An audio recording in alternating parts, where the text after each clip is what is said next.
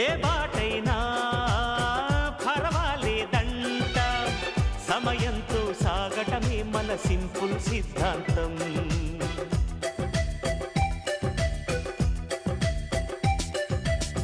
చిరుగాలికి పరిమళమిచ్చే సిరిమల్లెల వనమై ఉందాం, గగనాన్ని నేలను కలిపే హరివిల్లుల బంతెన అవుదాం.